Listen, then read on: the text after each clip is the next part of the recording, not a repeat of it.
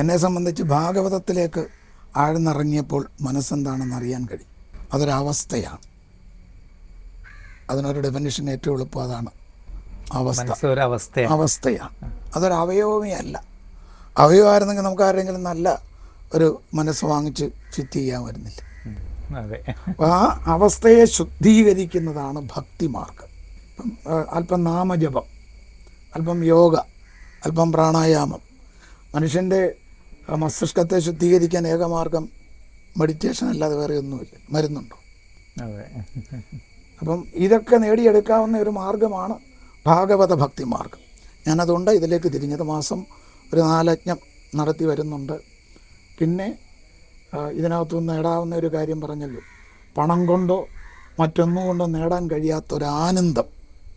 എന്നെ സംബന്ധിച്ച് ഞാൻ ആയിന്യമാർഗമായിട്ട് മാത്രമല്ല ഇതിനെ കണ്ടിട്ടുള്ളത്. അതുകൊണ്ട് ഞാൻ വലിയ ധനാഢ്യനൊന്നും ആയിട്ടില്ല. ഇത് എൻ്റെ ആനന്ദത്തിനോടാണ് ഞാനിത് ചെയ്യുന്നത്. മറ്റുള്ളവർക്ക് ആനന്ദം പകർന്നു കൊടുക്കുന്നതോടൊപ്പം സ്വയം ആനന്ദം അനുഭവിക്കാം. ശരിക്കും നമ്മളുടെ മനസ്സിൽ എപ്പോഴും വരുന്നത്, ഇവിടെ പലരും പല രീതിയിലുള്ള പ്രശ്നങ്ങളുമായിട്ടൊക്കെ നമ്മളെടുക്കെ വരുന്നത്. അപ്പോൾ അതിൽ ഗുരുവിന് തോന്നിയത് എത്രത്തോളം നമ്മളുടെ ഈ ഭാഗവതം പോലെയുള്ള കാര്യങ്ങൾ, ഭക്തി, അതിനൊക്കെ എത്രത്തോളം പ്രാധാന്യമുണ്ട് മനസ്സ് ഒന്ന് ശാന്തമാകുന്നതിന്. എല്ലാവർക്കും ഇതിലേക്ക് വരാൻ സാധിക്കുമെന്നും പറയാനൊക്കത്തില്ല. ഭാഗവതാദി കർമ്മങ്ങളിലേക്ക് ഇറങ്ങുന്നത് പൂർവ്വജന്മ സുഹൃതം കൂടി വേണം. ഓരോരുത്തരുടെ കർമ്മഫലങ്ങൾ നമ്മൾ അനുഭവിച്ചല്ലേ പറ്റും. അപ്പം അങ്ങനെ ആ കർമ്മഫലങ്ങളെ മാറ്റിയെടുക്കാം. മാർക്കണ്ഡേയൻ തൻ്റെ ആയുർദൈർഘ്യം നീട്ടിയെടുത്തില്ലേ ഭക്തിയിലൂടെ. 14 വയസ്സേ അദ്ദേഹത്തിന് പറഞ്ഞിരുന്നുള്ളൂ. 16 വയസ്സ് പറഞ്ഞിരുന്ന മാർക്കണ്ഡേയൻ ചിരഞ്ജീവിയായി. അത് ഭക്തിയിലൂടെയാണ്. അപ്പോൾ ഒരു മനുഷ്യ മനസ്സിനെ അതിലേക്ക് നയിക്കാൻ ഒരു ഗുരു ഉണ്ടാകുന്നത് നന്നായി. ഒരു ഗുരുവിലൂടെ ആ അവസ്ഥയിലേക്ക് നമുക്ക് എത്തിച്ചേരാൻ സാധിക്കും. അത് ജ്ഞാനമുള്ള ഒരാളുടെ ഫോളോ ചെയ്ത് പോയി കഴിയുന്നത് ഏതും ഗുരുമുഖത്തുനിന്ന് സ്വീകരിക്കുന്നതാണല്ലോ പൂർണ്ണമാകുക. ഗുരുവില്ലാത്ത വിദ്യ അപൂർണമാണ്. മനുഷ്യൻ്റെ ശരീരത്തിലിരിക്കുന്ന ഒരു അവയവമല്ലാത്തത് കൊണ്ട് ആ അവസ്ഥ ഇപ്പം തന്നെ ഈ അറ്റ്മോസ്ഫിയർ മനസ്സിന് വളരെ ആ ഒരു ശാന്തത കിട്ടുന്ന ഒരു അറ്റ്മോസ്ഫിയർ, ശാന്തത കിട്ടുന്ന അന്തരീക്ഷം, ശാന്തത കിട്ടുന്ന സ്ഥാനം, സ്ഥലം, ഇതൊക്കെ തേടിപ്പിടിച്ച് അവിടെ ചെന്നിരുന്ന് ഈശ്വരനിലേക്ക് ആ അവസ്ഥയെ എത്തിക്കുക. അത് സാധിക്കാവുന്ന കാര്യമാണ്. അതുകൊണ്ടാണല്ലോ ധ്യാനത്തിന് ഏകാഗ്രമായ ഒരു അവസ്ഥ വേണമെന്ന് പറയുന്നത്. ടൗണിൽ നമുക്ക് ധ്യാനിക്കാം. അങ്ങനെയൊക്കെ ഇത് കണ്ടപ്പോൾ ഈ പെർമിസ് കണ്ടപ്പോൾ ഭയങ്കര എനർജി ഉള്ളതുപോലെ എനിക്ക് ഒരു ആശ്രമ പ്രതീതിയാണ് അങ്ങനെ തോന്നിയല്ലേ. ഇവിടെ ഇരുന്ന് ജപിക്കാനും ധ്യാനിക്കാനും ഒക്കെ ഉത്തമമായൊരു സ്ഥാനം. തന്നെയല്ല നല്ല പ്രകൃതി, വളരെ 100 വർഷത്തിന് മേളിൽ പഴക്കമുള്ളൊരു വീടാണ് അത്. ശരിക്കും ഈ ഇത്രയും വർഷങ്ങൾ പഴക്കമുള്ള വീടാണ് ഇത്. അപ്പോൾ അതങ്ങനെ വീടിന് പഴക്കം വരാൻ കാരണം, അതായത് സാധാരണ വീടുകൾ ഒരു 30 വർഷം 40 വർഷം കഴിയുമ്പോൾ റീസ്ട്രക്ചർ ചെയ്യും, അതേക്ക് കളഞ്ഞു പോകും, അത് വീട് ഇല്ലാതെ പോകും. അത് നിൽക്കാനുള്ള കാരണം എന്തുകൊണ്ടാണെന്ന് പറയാൻ പറ്റുമോ? ഇതിൻ്റെ പൗരാണികത എന്ന് പറയുമ്പോൾ ഇതിനെ നിർമ്മിച്ചവർ ദീർഘദൃഷ്ടിയുള്ളവരായിരുന്നു. അപ്പോൾ അതിൻ്റെ നിർമ്മിതിയുടെ ഗുണം തന്നെയുമല്ല, ഇതൊരു എന്താ പറയുക, ആത്മീയ ചൈതന്യമുള്ള ഭൂമി. ഇവിടെ വന്നപ്പോൾ നല്ലൊരു പോസിറ്റീവ് എനർജി അനുഭവം. അതൊരു വലിയ കാര്യമാണ്. അത് അങ്ങ് തിരഞ്ഞെടുത്തത് തന്നെ ഇതൊരു വലിയ കാര്യമാണ്. തന്നെയല്ല, അങ്ങയുടെ പ്രസ്ഥാനത്തിൻ്റെ പേര് തന്നെ പ്രാണദർശൻ. ദർശിക്കേണ്ടത് അതിനെയാണ്.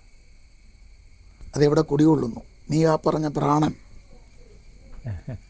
അപ്പം അതിന് നമ്മളോട് സ്വയം ചോദിക്കുക, ഞാൻ ആരാണ്? അപ്പം അതിനൊരു ഉത്തരം കിട്ടിയാൽ നമ്മൾ ഈ പ്രശ്നങ്ങളിൽ നിന്നെല്ലാം മോചനം നേടും. പിന്നെ മനുഷ്യനെ അലട്ടുന്നത് ഭൗതിക ബന്ധങ്ങളാണ്, മമതാബന്ധം. ഞാൻ, എനിക്ക്, എൻ്റേത്. ഈ 3 ഭാവം നമ്മുടെ ഉള്ളിലുള്ളിടത്തോളം നമുക്ക് ദുഃഖമാകലത്തില്ല. അത്രയും മനസ്സിലായില്ലേ?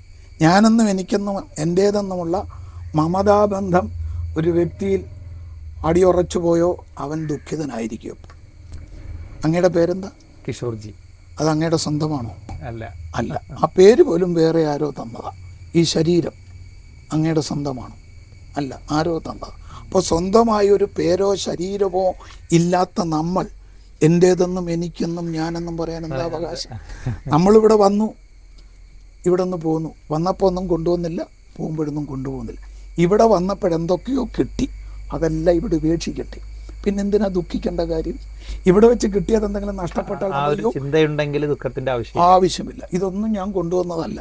എല്ലാം ഒടുക്കം ഇവിടെ വിട്ടെറിഞ്ഞ് ഇവിടെ പറഞ്ഞ് വിരിയണം. അപ്പോൾ പിന്നെന്തിനാ ദുഃഖിക്കുന്നത്? ആ ഒരു അവസ്ഥയിലേക്ക് നമ്മൾ എത്തിച്ചേർന്നാൽ വളരെ ഹാപ്പിയാണ്. ഞാൻ കുടുംബസ്ഥനാണ്, ഭാര്യയും മക്കളും ഒക്കെ ഉണ്ട്. പക്ഷേ ഞാൻ വെള്ളത്തിൽ കിടക്കുന്ന വള്ളം പോലെ ഇപ്പോൾ അതിൻ്റെ മുകളിലൂടെ സഞ്ചരിക്കുന്നു എന്നുള്ളതല്ല. എനിക്കതുമായിട്ട് യാതൊരു ബന്ധവും. ഞാനതൊന്നും ഇതിൻ്റെ ഉള്ളിലോട്ട് കയറ്റുന്നില്ല. പറ്റുണ്ടാക്കാതിരിക്കുക. അതെൻ്റെ കുറേ എക്സ്പീരിയൻസ് കൊണ്ടാണ്. എല്ലാവർക്കും സാധാരണപ്പെട്ടവർക്കൊന്നും സാധിക്കത്തില്ല അങ്ങനെ. കുടുംബബന്ധമായിട്ട് ബന്ധപ്പെടുന്നില്ല, അത് നടന്നോളും. അതിൽ ടെൻഷൻ അടിക്കുകയോ അത് വലിയ ഇപ്പൊ സൂര്യൻ എല്ലാത്തിനെയും സ്പർശിക്കുന്നുണ്ട്. സൂര്യനെ എന്തെങ്കിലും സ്പർശിക്കുന്നുണ്ട് എന്നതുപോലെ ആയാൽ മതി. നമ്മൾ ഏതിലൂടെ സഞ്ചരിച്ചാലും അതൊന്നും നമ്മളെ സ്വാധീനിക്കാതിരിക്കുക. ഞാൻ ചില സംശയങ്ങൾ ചോദിക്കാം. അപ്പോൾ ചിലപ്പോൾ അങ്ങയുടെ ആശയങ്ങൾ ചിലപ്പോൾ അത് ചിലവർക്ക് ഗുണം ചെയ്യും. അതായത് പലരും ഇവിടെ ഈ മാനസികമായിട്ടുള്ള ബുദ്ധിമുട്ടുകൾ അനുഭവിച്ചതിന് ശേഷം ഈ സൂയിസൈഡ് ടെൻഡൻസിയൊക്കെ കാണിക്കുന്നവരുണ്ട്. അപ്പോൾ അങ്ങനെയുള്ളവർക്ക് എന്ത് ഉപദേശമാണ്, അല്ലെങ്കിൽ ഏത് രീതിയിലാണ് അവർക്ക് ഓവർകം ചെയ്യാൻ കഴിയുന്നതെന്നാണ് അദ്ദേഹം പറയുന്നത്? ഈ ട്രീറ്റ്മെൻറ്റിൻ്റെ രീതിയിലുള്ളത് പറയുകയാണെങ്കിൽ ധ്യാനം ഏറ്റവും ശ്രേഷ്ഠമായൊരു കർമ്മമാണ്. മനസ്സെന്ന് പറയുന്ന ആ അവസ്ഥയെ ശുദ്ധീകരിക്കാൻ ധ്യാനം പോലെ മറ്റൊന്നുമില്ല. അങ്ങനെ ഒരു അല്പനിമിഷമെങ്കിലും ഒന്ന് ആ ഒരു അവസ്ഥയിൽ എത്തിച്ചേരുന്നവൻ ഒരിക്കലും ആത്മഹത്യയിലേക്ക് പോകില്ല. അങ്ങനെയുണ്ടെങ്കിൽ ഞാനൊക്കെ എത്രയോ വട്ടം ആത്മഹത്യ ചെയ്യേണ്ടവനായിരുന്നറിയോ? കാരണം അതുപോലുള്ള പ്രശ്നങ്ങൾ ഉണ്ടായിരുന്നു. എല്ലാവരുടെയും ജീവിതത്തിൽ പിന്നെ പ്രശ്നങ്ങൾ ഇല്ലാത്തവരില്ല. നമ്മളത് അതിനെ ലഘൂകരിക്കാൻ നമുക്ക് കഴിയണം. ഏത് പ്രശ്നത്തെയും ലഘൂകരിക്കാൻ കഴിയും.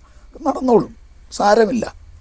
ഈ ഭാഗവത യജ്ഞം നടക്കുമ്പോഴൊക്കെ കൂടുതലും അവിടെ വരുന്നത് ഏത് തരത്തിലുള്ള ആൾക്കാരാണ്? സാധാരണപ്പെട്ടവർ വരുന്നുണ്ട്. അല്ല, ഞാൻ ചോദിച്ചത് അവിടെ ദുഃഖങ്ങൾ കൂടുതലുള്ളവരാണോ വരുന്നത്, സാധാരണ മാനസികമായിട്ട് സ്റ്റെബിലിറ്റി ഉള്ളവരാണോ വരുന്നത്? രണ്ട് വിഭാഗത്തിലുള്ളവർ വരുന്നുണ്ട്. ഈ സാധാരണപ്പെട്ടവർ വരുന്ന ദുഃഖങ്ങൾ കൂടുതലുള്ളവർ അതിൽ നിന്ന് മോചനം നേടാൻ, മറ്റുള്ളവർ സച്ചിദാനന്ദം അനുഭവിക്കാൻ ഉണ്ടെങ്കിലും അവർക്ക് ആനന്ദം കിട്ടുന്നില്ല. ഭൗതികമായ സുഖങ്ങളൊക്കെ നൈമിഷികമല്ലേ. ഏത് സുഖം? ഭക്ഷണം അല്പം കൂടുതലായി വേണ്ടായിരുന്നു. എന്നാൽ ഭക്തി എന്ന മാർഗത്തിലേക്ക് വന്നാൽ ഒരിക്കലും അത് വേണ്ടെന്ന് തോന്നത്തില്ല. ശരിക്കും യഥാർത്ഥ ഭക്തി എന്നുള്ളത് ഈ ക്ഷേത്രങ്ങളിൽ പോവുക, അല്ലെങ്കിൽ ഒരിക്കലും തന്നെ മുടി വളർത്തിയത് കൊണ്ടോ കാവി ഉടുത്തത് കൊണ്ടോ ഭസ്മക്കുറി തൊട്ടുകൊണ്ടോ ഭക്തിയാകത്തില്ല. ഭക്തിയുടെ പ്രമാണം പറയുന്നത് സ്വാത്മസ്വരൂപാനുസന്ധാനം ഇതം ഭക്തി. അവനവൻ്റെ ആത്മസ്വരൂപത്തെ തിരിച്ചറിയുക. ഞാൻ അങ്ങയോട് ചോദിക്കുക, കിഷോർജി അങ്ങാരാണ്, ഏതാ അങ്ങെന്ന് ചോദിച്ചാൽ എന്ത് അങ്ങ് ഉത്തരം തരും? എനിക്ക് പറഞ്ഞാട്ടെ. അങ്ങയോട് ആ ചോദ്യത്തിന് ഉത്തരം പറയാമെങ്കിൽ അങ്ങ് ചോദിച്ച ചോദ്യത്തിന് ഉത്തരമാകും. ആക്ച്വലി നമ്മുടെ ശരീരത്തെക്കുറിച്ചേ സംസാരിക്കുകയുള്ളൂ. അത് നമുക്കതല്ലേ അറിയത്തുള്ളൂ. നമുക്കതേ അറിയുള്ളൂ. പക്ഷെ അത് വല്ലതുമാണോ? നമ്മൾ അല്ല, ദേഹമല്ല ഞാൻ, ദേഹിയാണെന്ന ബോധത്തിലെത്തുന്നതാണ് ഭക്തി. ഈ ശവത്തിനുള്ളിൽ ഒരു ശിവമുണ്ട്. ശിവം എന്നെഴുതിയിട്ട് അതിൻ്റെ വള്ളി ഒന്ന് മാറ്റി ശവമാകും. അപ്പം ശവത്തെ ശിവമാക്കുന്ന ആരാ? വള്ളിയാണ്. അപ്പം ഈ ശവത്തിനുള്ളിൽ ഒരു വള്ളിയുണ്ട്, ശിവം. അത് പരമാത്മാവിൻ്റെ അംശമായ ജീവാത്മാവ്. അത് പരമാത്മാവ് തന്നെയാണ്. അതാണ് തത്വമസി അയമാത്മാ ബ്രഹ്മ അഹം ബ്രഹ്മാസ്മി, നീ തന്നെയാണ് ഈശ്വരൻ. ആ തിരിച്ചറിവ് എപ്പോഴുണ്ടാകുന്നു അതാണ് ഭക്തി എന്ന് പറയുന്നത്. അല്ലാതെ വേഷഭൂഷകളല്ല ഭക്തിക്ക് നിദാനം. ഞാൻ ആരാണെന്ന് തിരിച്ചറിയുക. അതാണ് രമണ. ആക്ച്വലി ഞാൻ ആരാണെന്ന് തിരിച്ചറിയുമ്പോൾ അതില് ഒരു അവസ്ഥയല്ലേ, ഇപ്പോഴുള്ള അവസ്ഥയിലുള്ള ആ വ്യക്തിത്വത്തെയല്ലേ അവര് തിരിച്ചറിയുള്ളൂ? അല്ല, നിരന്തരമായി അല്ല, അതിനപ്പുറത്തേക്കുള്ള ജ്ഞാനത്തെയാണ് അറിയേണ്ടത്. ഇവിടെ ഇപ്പം എനിക്ക് തോന്നിയിട്ടുള്ള ചില ഇപ്പൊ അതായത് എല്ലാവരിലും ഒന്നുപോലെ തന്നെ എത്തിപ്പെടുകയാണ് ചെയ്യുന്നത്. ഞാൻ എന്താണെന്ന് തോന്നുമ്പോൾ നമ്മൾ എന്താണെന്ന് വ്യക്തമായിട്ട് മനസ്സിലാകുന്ന ഒരു അവസ്ഥയിലേക്ക് പിന്നിലേക്ക് പോകും. പക്ഷെ അവരങ്ങനെ ഇപ്പോഴുള്ള അവസ്ഥയിൽ ആയിത്തീരുന്ന അവരെയാണ് അവരറിയുന്നത്. അതെ, ഇപ്പോഴുള്ള അവസ്ഥയിൽ അറിഞ്ഞാൽ പോരാ, അതാണ് അറിയുന്നത്. അവിടെ കൊണ്ട് നിൽക്കുകയാണ് ചെയ്യുന്നത്. അതാണ് ദുഃഖങ്ങൾക്കും പ്രശ്നങ്ങൾക്കും കാരണം. ആ അവസ്ഥയിൽ നമ്മൾ ഉയരണം. ഇപ്പൊ തന്നെ നമ്മുടെ ഭാരതീയ സംസ്കൃതി അനുസരിച്ച് ഞാൻ അങ്ങേ കണ്ടപ്പോൾ എന്താ പറഞ്ഞു? നമസ്തേ. എന്താ അതിൻ്റെ അർത്ഥം? ഈ കാണുന്ന സർവചരാചരങ്ങളുടെയും സർവവിഭൂതികളുടെയും കാരണഭൂതനായ ഈശ്വരനാണ് അങ്ങ്. അങ്ങേക്ക് ഞാൻ വിധേയനാണ്. അപ്പം അങ്ങയെ ഞാൻ ഈശ്വരനായിട്ടാണ് കണ്ടത്. അപ്പം അങ്ങയെ ഞാൻ ഈശ്വരനായി കണ്ടപ്പോൾ അങ്ങ് എന്നെയും അത്തരത്തിൽ കാണണം. അതാണ് ഈ കാണുന്ന മുഴുവൻ ബ്രഹ്മമാണ്. ആ ബോധം വരുന്നതാണ് ഭക്തി എന്ന് പറയും. അണുവിലും പരമാണുവിലും ചരാചരങ്ങളിലും ബ്രഹ്മത്തെ ദർശിക്കാൻ കഴിയും. അതൊന്നും എളുപ്പം സാധിക്കുന്നതല്ല. നിരന്തരമായ ശ്രമത്തിലൂടെ അത് സാധിച്ചെടുക്കാം. അതെ, ഒരു തരത്തിൽ പറഞ്ഞാൽ നമ്മുടെ BBN തെറാപ്പിയാണ് ഇവിടെ ചെയ്യുന്നത്. അതൊരു മെഡിറ്റേഷൻ തന്നെയാണ്. പക്ഷേ മെഡിറ്റേഷൻ്റെ വേറൊരു ലെവലിലേക്കാണ് പോകുന്നത്. ആ BBN തെറാപ്പി കഴിയുമ്പോഴേക്ക് ഈ പറയുന്ന കറകളെല്ലാം പോയി ഒരു ശുദ്ധീകരണം. എനിക്ക് അങ്ങയോടത് പറഞ്ഞു തരേണ്ട കാര്യമില്ല. അങ്ങ് അതിൻ്റെ ആനന്ദം അനുഭവിക്കുന്ന ആളാണെന്ന് എനിക്കറിയാം. ഇപ്പം ഈ ചികിത്സയ്ക്കുപരി ധ്യാനത്തിൻ്റെ മറ്റൊരു തലം ഞാൻ അങ്ങക്ക് പറഞ്ഞു തരണ്ടാൽ, അതെ, അത് സ്വയമായിട്ട് അനുഭവിക്കാൻ കഴിഞ്ഞാൽ അത് വലിയ ഒരു ആനന്ദത്തിൻ്റെ ഉത്തുംഗതയിലെത്തും. അപ്പം അതിന് ഒരു ഇത് പറഞ്ഞാൽ, അപ്പം ഞാൻ ഭൗതിക ജീവിതം കൂടെ അനുഭവിച്ച ആളായതുകൊണ്ട് സെക്സിൻ്റെ പൂർണ്ണതയിലെത്തണമെങ്കിൽ ഒരു മനുഷ്യൻ അവൻ്റെ മനസ്സ്, ശരീരം, നാഡീഞരമ്പുകൾ, ചിന്താഗതികളെല്ലാം ഒരേ പോയിന്റിലെത്തണം. ശരിയാണോ? അതെ. അതേ അവസ്ഥ ഈശ്വരാവസ്ഥയിലേക്കൊന്ന് എത്തിച്ചാൽ ഇതിൻ്റെ 100 ഇരട്ടി ആനന്ദം അനുഭവിക്കാം. ഭൗതിക ജീവിതത്തിൽ മനുഷ്യൻ ആനന്ദിക്കാൻ തന്ന 1-2 കാര്യമാണ് വിശപ്പ്, സെക്സൊക്കെ.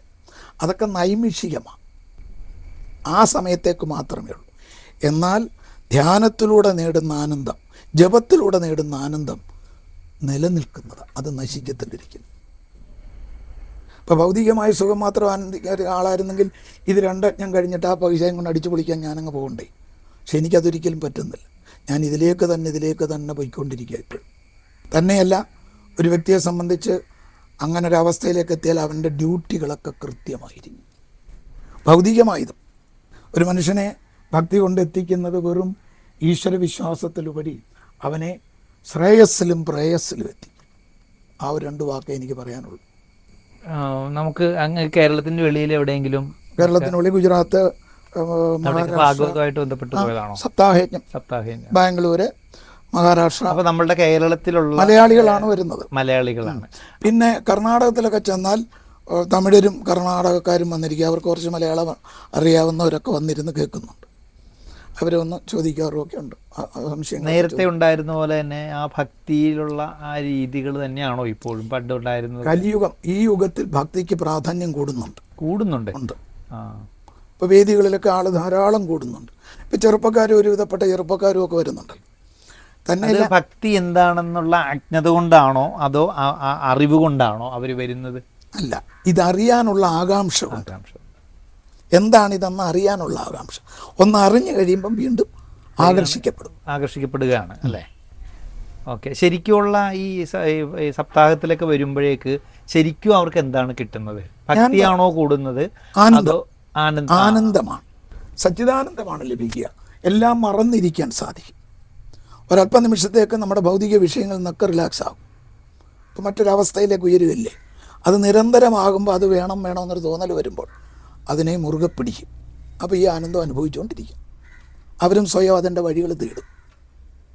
ഈ അങ്ങ് ചെയ്തിട്ടുള്ളതിൽ ഏറ്റവും ഇപ്പോൾ ഇതിൽ നിന്ന് ഏറ്റവും നന്നായിട്ട് പറയാവുന്ന ഒരു മനസ്സുമായിട്ട് ബന്ധപ്പെട്ട ഒരു കോട്ട് എന്താണ് പറയാൻ പറ്റുന്നത്? ഭാഗവതവുമായി ബന്ധപ്പെടുത്തിയ പറയാൻ മനസ്സെന്ന് പറഞ്ഞാൽ നന്മകളിലേക്ക് മനുഷ്യനെ നയിക്കുക. അതിന് കൃഷ്ണൻ എന്ന ആ കഥാപാത്രം തന്നെ എടുത്തു നോക്കി. നമ്മൾ കൃഷ്ണൻ്റെ പല ഭാവങ്ങൾ പറയുന്നെങ്കിൽ തന്നെയും അദ്ദേഹത്തിൻ്റെ നെഗറ്റീവായതിനെക്കുറിച്ചാണ് ഏറ്റവും കൂടുതൽ. 16,000 ഭാര്യമാർ. കൃഷ്ണൻ സത്യത്തിൽ വിവാഹം കഴിക്കാത്ത ഒരു കഥാപാത്രമാണ്. അദ്ദേഹത്തിൻ്റെ പേര് തന്നെ നൈഷ്ഠിക ബ്രഹ്മചാരിണീ നമ, അനാദി ബ്രഹ്മചാരിണീ നമ. അനാദി ബ്രഹ്മചാരിയും നൈഷ്ഠിക ബ്രഹ്മചാരിയും അയാളെങ്ങനെ വിവാഹം കഴിക്കുക? ഓരോ കഥാപാത്രങ്ങൾക്കും വേദാന്തമുണ്ട്. അതാണ് ഭാഗവ, മൂന്നാമത്തെ അക്ഷരം. ഭഗാരോ വേദവേദാന്ത, വേദാർത്ഥമാണ് ഭാഗവതം. രുക്മിണിയെ ഭഗവാൻ വിവാഹം കഴിക്കുന്നെന്ന് പറഞ്ഞില്ലേ? രുക്മിണി എന്ന് പറയുന്നത് ഞാനും അങ്ങുമാകുന്ന മനുഷ്യൻ്റെ ഉള്ളിലിരിക്കുന്ന ജീവാത്മാവിനെയാണ്. ജീവാത്മാവ് പരമാത്മാവിനോട് ഐക്യത പ്രാപിക്കുന്ന പരമാത്മാ ഐക്യമാണ് സ്വയംവരം. വിദർഭരാജാവിൻ്റെ മകള് രുക്മിണി. വിദർഭരാജാവ് എന്ന് പറയുന്നത് ശരീരമാണ്. ശരീരത്തിന് മകളായി ജനിച്ച രുക്മിണി എന്ന് പറയുന്നത് പരമാത്മാവിൻ്റെ അംശമായ ജീവാത്മാവ്. അപ്പോൾ എൻ്റെ ഉള്ളിലിരിക്കുന്ന ജീവാത്മാവ് ആഗ്രഹിക്കുന്ന പരമാത്മാവിനോട് ചേരാനാണ്. അതുകൊണ്ടാണ് രുക്മിണി സദാസമയം കൃഷ്ണ കൃഷ്ണ എന്ന് വിളിച്ചുകൊണ്ടിരുന്നത്. അപ്പോൾ എൻ്റെ ഉള്ളിലിരിക്കുന്ന രുക്മിണിയും അത് കൃഷ്ണ കൃഷ്ണ എന്ന് വിളിക്കും. മരണത്തിന് ശേഷം എത്തുന്നു എന്നുള്ളതാണോ സായുജ്യത്തിലെത്തുന്നു? സായുജ്യം അത് നമ്മുടെ സങ്കല്പത്തിലെ ഈ സായുജ്യം എന്ന് പറയുന്നത് മറ്റൊരു ലോകമല്ല. കെനസ് അല്ല. സ്വർഗവും നരകവും സായുജ്യമൊന്നും മറ്റൊരു ലോകത്തല്ല, ഈ ഭൂമിയിൽ തന്നെയാണ്. ഈ ജീവൻ പ്രകൃതിയിലേക്ക് ലയിച്ച് ചേരുന്നതിനെയാണ് സായുജ്യം എന്ന് പറയുന്നത്. പ്രകൃതിയാണ് ഈശ്വരൻ. ധ്യാനത്തിന് ഏറ്റവും കൂടുതൽ പ്രകൃതിയാണോ അനുകൂലമാകേണ്ടത്? പ്രകൃതിയില്ലെങ്കിൽ ഇതൊന്നുമില്ല. ഇപ്പം തന്നെ ഈ പ്രകൃതിക്കനുസരിച്ചായതുകൊണ്ടാണ് ഇവിടെ വരുന്നവർ റിലാക്സായി പോകുന്നത്. അതേസമയം സാറാ പിന്നെ അതിരുമ്പഴ ചന്തയിലായി നടത്തുമെങ്കിൽ ഇത്ര ഇത് കിട്ടുമോ? അപ്പോൾ പ്രകൃതി ഈശ്വരനാണ്. ആ പ്രകൃതിയിലേക്ക് ഈ ജീവൻ ലയിച്ചു ചേരുന്നതിനെയാണ് നമ്മുടെ സങ്കല്പത്തിൽ മോക്ഷം എന്ന് പറയുന്നത്. അല്ലാതെ ഞാൻ വേറെ സ്വർഗമുണ്ടോ നരകമുണ്ടെന്ന് പറയുന്ന ആളല്ല. സ്വർഗവും നരകവും ഇവിടെ തന്നെയാണ്. അപ്പം സ്വർഗത്തിൽ ജീവിക്കുക, ആനന്ദത്തോടുകൂടി സമാധാനത്തോടുകൂടി ശാന്തിയോടുകൂടി ജീവിക്കാൻ ആർക്ക് കഴിയുന്നു? അവരാണ് സ്വർഗജീവിതം നയിക്കുന്നത്. ദാരിദ്ര്യം, ദുഃഖം, രോഗം, ദുരിതം, സമാധാനമില്ലായ്മ, ഇത് നരകം. ഇതിൽ നിന്ന് ഒരു വിടുതൽ കിട്ടാൻ വേണ്ടിയാണ് നമുക്ക് ഈ ഭക്തി മാർഗം പറഞ്ഞത്. അപ്പോൾ ഒരു വ്യക്തി, ഒരു ഗൃഹസ്ഥാശ്രമിയായിട്ടുള്ള ഒരു വ്യക്തി ഏത് രീതിയിലാണ് ഈ ഭക്തിയെ കാണേണ്ടത്? ഗൃഹസ്ഥ ആശ്രമ ധർമ്മം എന്നല്ലേ പറയാം. അത് ധാർമ്മികമായി പ്രവർത്തിച്ചാൽ അത് ഭക്തിയായി, കർമ്മമല്ല. നമുക്ക് 4 ആശ്രമങ്ങൾ പറഞ്ഞ ബ്രഹ്മചര്യാശ്രമം, ഗൃഹസ്ഥാശ്രമം, വാനപ്രസ്ഥം, സന്യാസം. ഈ 4 ആശ്രമങ്ങളിലെ ഏറ്റവും ശ്രേഷ്ഠമാണ് ഗൃഹസ്ഥാശ്രമധർമ്മം. ഗൃഹസ്ഥാശ്രമധർമ്മം അനുഷ്ഠിക്കാതെ മോക്ഷം പോലും കിട്ടത്തില്ലെന്ന് ശങ്കരാചാര്യസ്വാമി തിരുവടികൾക്ക് എല്ലാ ജ്ഞാനഭാവം ഉണ്ടായിരുന്നെങ്കിലും ജീവാത്മാവിന് മോക്ഷഗതിയിലെത്താൻ പറ്റാതെ ആ ജീവൻ മറ്റൊരു ശരീരമെടുത്ത് ഭൗതിക വിഷയങ്ങൾ അറിഞ്ഞതിന് ശേഷമല്ലേ മോക്ഷം കിട്ടി. അപ്പോൾ ഗൃഹസ്ഥാശ്രമം ഏറ്റവും ശ്രേഷ്ഠമാണ്. അത് ധാർമ്മികമായി അനുഷ്ഠിക്കാൻ ആർക്ക് കഴിയുന്നു അവനാണ് ഭക്തൻ. അതാണ് ഭക്തി, യഥാർത്ഥ ഭക്തി. അല്ലാതെ നമ്മൾ അങ്ങനെയാണെങ്കിലും നമ്മുടെ ദൈവചൈതന്യത്തെ തേടി അല്ലെങ്കിൽ ദൈവികമായ ഒരു വിശ്വാസത്തിലെടുക്കുന്ന രീതിയിൽ ഇപ്പോൾ ക്ഷേത്രങ്ങളിലോ എങ്ങും ഒക്കെ പോകുന്നെങ്കിൽ അതിനെന്താണ്? ക്ഷേത്രങ്ങളിൽ പോകുന്ന പറഞ്ഞല്ലോ, ഈ പ്രപഞ്ചം മുഴുവൻ നിറഞ്ഞു നിൽക്കുന്ന ഈശ്വരൻ. അപ്പോൾ ക്ഷേത്രത്തിൽ പോകണമെന്ന് ചിലർ ചോദ്യം ചോദിക്കാറുണ്ട് എന്നോട്. അതിന് ഞാൻ കൊടുക്കുന്ന ഉത്തരം, ഭൂമിക്കടിയിൽ മുഴുവൻ വെള്ളമുണ്ട്. നമ്മൾ എവിടെ നിന്നാണ് വെള്ളം എടുക്കുന്നത്? കിണറിൽ നിന്ന്. അപ്പോൾ ആ ഭൂമിക്കടിയിലുള്ള വെള്ളത്തെ കിണറെന്ന മാധ്യമത്തിലേക്ക് കൊണ്ടുവന്ന് അവിടുന്ന് കോരിയെടുക്കുന്നത് പോലെ പ്രപഞ്ചം മുഴുവൻ നിറഞ്ഞു നിൽക്കുന്ന ഈശ്വര ചൈതന്യത്തെ ക്ഷേത്രമെന്ന ആ ഒരു മാധ്യമത്തിലേക്ക് കൊണ്ടുവന്ന് അവിടെ കൂടെ കാണാൻ ശ്രമിക്കുന്നു, അനുഭവിക്കാൻ ശ്രമിക്കുന്നു. വെള്ളം ഭൂമിക്കടി മുഴുവനുണ്ടല്ലോ, നമ്മൾ കോരുന്ന ഇവിടുന്ന് കിണർ കുഴിച്ച കണ്ടില്ലേ? എന്നതുപോലെ പ്രപഞ്ചം മുഴുവൻ നിറഞ്ഞു നിൽക്കുന്ന ഈശ്വര ചൈതന്യത്തെ ക്ഷേത്രം ഇപ്പോഴത്തെ കുട്ടികൾക്ക് ഈ എന്താണ് ദൈവം അല്ലെങ്കിൽ അത് പറഞ്ഞു കൊടുക്കാൻ അറിയാൻ വയ്യാത്തത് അതുകൊണ്ടാണ്. ദൈവം അമ്പലത്തിലിരിക്കുന്നതാണെന്ന് പറഞ്ഞു കൊടുക്കുന്നുണ്ടായി കുഴപ്പം. അതാണ് കുഴപ്പം. അതുപോലെ തന്നെ ഇപ്പോഴത്തെ ചെറുപ്പക്കാർ ക്ഷേത്രത്തിൽ പോകാൻ മടിക്കുന്നതിൻ്റെ പ്രധാന കാരണം ഷർട്ട് ഊരണം. പണ്ട് ക്ഷേത്രങ്ങളിൽ പോകുമ്പോൾ ഷർട്ട് ഊരണമെന്ന് പറഞ്ഞതിൻ്റെ വേദാന്തമായ പൊരുൾ അറിയാൻ വയ്യാത്തതുകൊണ്ട്. അതുകൊണ്ടാണ് ഏതാണ് ഈ ഉടുപ്പെന്നറിയാമോ? ജീവാത്മാവിനെ പൊതിഞ്ഞിരിക്കുന്ന ശരീരമാകുന്ന ഉടുപ്പ്. ക്ഷേത്രത്തിൽ ചെല്ലുമ്പോൾ ഞാനെന്ന ശരീരമാകുന്ന ദുരഭിമാനത്തെ കളഞ്ഞിട്ട് വേണം അത് കയറാൻ. ഞാനും ഈശ്വരനും ഒന്നാണെന്ന ബോധത്തിൽ വേണം ക്ഷേത്രത്തിൽ ചെല്ലാൻ. മര്യാദാ മതിലിന് വെളിയിൽ വെച്ച് ശരീരത്തെ ഉപേക്ഷിക്കണമെന്നർത്ഥം. അല്ലാതെ ഈ കോട്ടൺ ഉടുപ്പ് ഊരിക്കളയണമെന്നല്ല. അതിൻ്റെ ഒന്നും വേദാന്തം ആരും പറഞ്ഞു കൊടുക്കാറില്ല. പക്ഷെ ഇപ്പോഴും ക്ഷേത്രങ്ങളിൽ പലയിടത്തും ഷട്ടൂരി തന്നെയാണ് കയറുന്നത്. ഗുരുവായൂർ ക്ഷേത്രത്തിലാണെങ്കിലും. അപ്പൊ അത് എന്തുകൊണ്ടായിരിക്കും? അത് അറിയാൻ വയ്യാത്തത് കൊണ്ടാണ്. അങ്ങനെ തന്നെ പറയാം, അങ്ങനെ തന്നെ തീർത്ത് പറയാം. അങ്ങോട്ടാണല്ലോ അതല്ലേ പറഞ്ഞു. ഇപ്പോഴത്തെ ചെറുപ്പക്കാർ ചോദിക്കുന്നത്, സ്വാമി വിഗ്രഹത്തിൽ നിന്ന് പ്രവഹിക്കുന്ന പോസിറ്റീവ് എനർജി ഹാർട്ടിൽ പ്രവേശിക്കുന്നു, അത് ഹൃദയഭാഗത്തുള്ള ചെറിയ ചെറിയ സുഷിരങ്ങളിലൂടെയാണെന്ന് വേദാന്തത്തിൽ പറയുന്നു. ഈ ഒരു കോട്ടൺ തുണി തുളച്ചകത്തോട്ട് കയറാൻ പറ്റാത്ത ആ പോസിറ്റീവ് എനർജി എങ്ങനെ ഈ ബോഡി തുളച്ച് കയറും എന്ന് ചോദിച്ചാൽ എന്താ ഉത്തരം കൊടുക്കുക? അപ്പോൾ നമ്മുടെ ദൈവത്തിൻ്റെ പോസിറ്റീവ് എനർജി അത്രയേ ഉള്ളൂ.